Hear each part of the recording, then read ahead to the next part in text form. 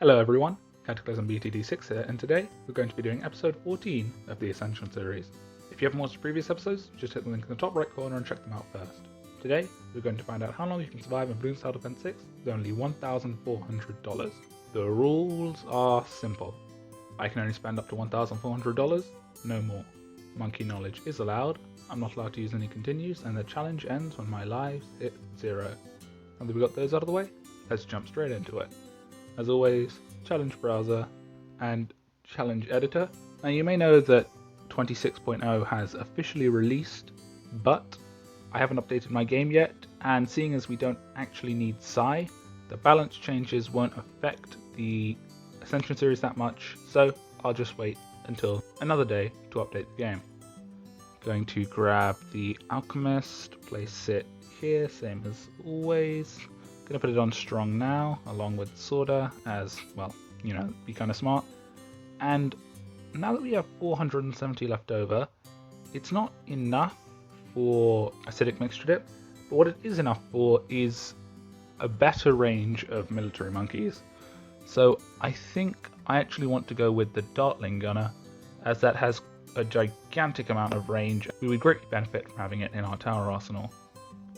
Going to place it here, not enough money for any upgrades, so I'm just going to begin round 1.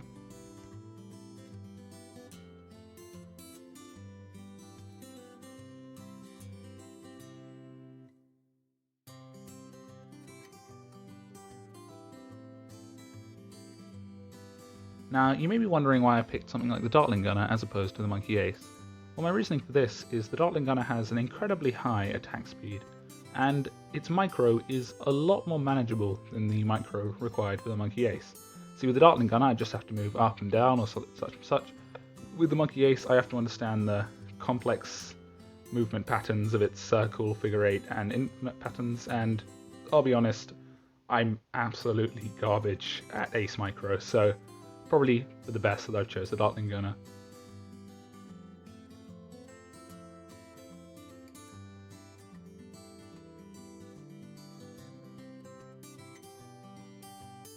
I'm going to quickly check to see if Sorda's on strong. Yeah, Sorda is on strong, I just wasn't sure if I had put her on strong.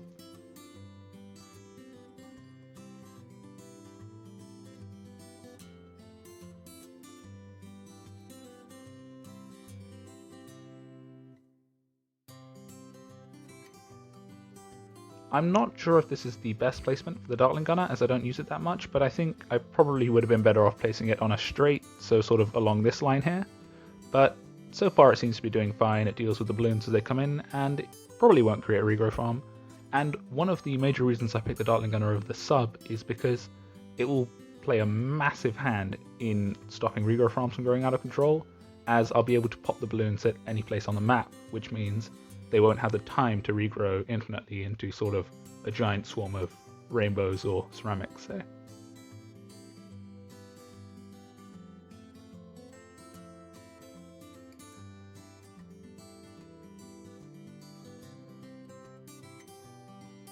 Going into round 49, I am going to turn auto start off, as I'm not 100% sure how the strategy will differ now that I've got a Dartling Gunner, but I'm pretty sure it will just involve a little bit more micro and paying closer attention to where I'm aiming at. So for this round I'm going to practice that, just aim at clumps of balloons and see how well it does. Okay, it appears my Dartling Gunner micro is as I expected, which is not very good, so going to play this round on slow. Well, at least till the ceramics come. Okay, we'll slow down here, wait for the ceramics, and then use Sorda as quickly as I can. Oh, there they are. Yep. Now, all we can do is wait for the regrow rainbows. Okay, here they are. Okay, oof, that's not the best placement. We've had better placements, but it's time for Dartling Gunner micro. See if that does anything cool. Ooh. Couple of regrow rainbows going out of control. I think, yeah, alright. With the Dartling Gunner, it is a little bit different, but the micro wasn't too difficult. I basically only had to use it at the end, so I think overall a positive change. Here though, I will micro a bit more due to the fact that ceramics are scary and we tend to leak lives on this round. So going to focus here, focus on the mob now, see if that does anything. Okay, yep, focus down here. Alright, yeah, we lost a couple of lives, nothing too crazy. The mob's insides will probably be cleared up by Sorda and the rest of the towers, yeah. So we lost all of our pre-game prep and 4 lives, but seeing as those are mana shield lives, those will regenerate, granted we don't lose lives for the next few rounds, so a complete win in my books.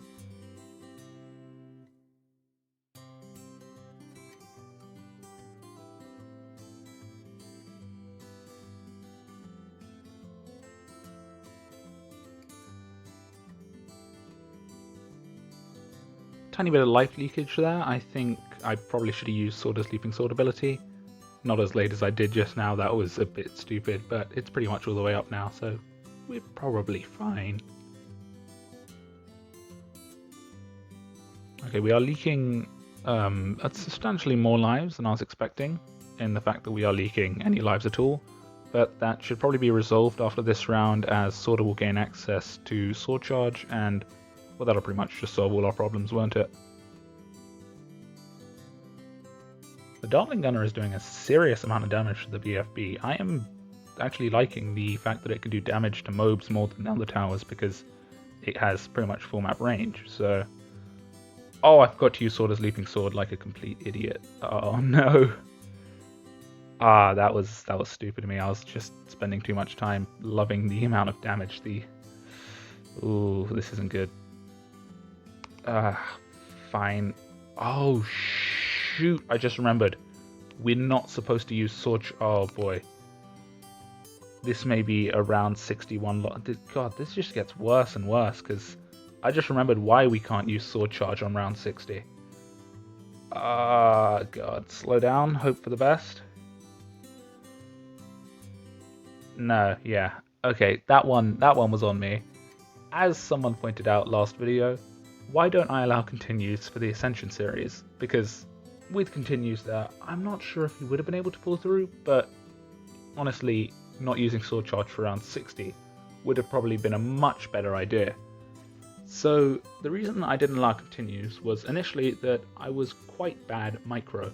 So my solution to this was just to make that one of the rules, so I didn't have to worry about it, or some snarky genius Bloons Star Defense 6 mastermind in the comments was like, why don't you just redo that with intense micro? So now that I am a little bit better at micro, I could of course repeat some rounds and try them again differently, but staying true to the traditions of the Ascension series, I've decided against it. So this isn't good. We're on a trend that I don't like. 2 episodes in a row where we've lost rounds as opposed to gaining them, but this will be resolved next episode as, well, we'll be doing something quite spectacular. Unfortunately, that concludes episode 14 of the Ascension series. If you still haven't checked out the previous episodes, why don't you go ahead and watch them now? If you have, why don't you go ahead and subscribe so you can turn notifications on to be notified every time I upload.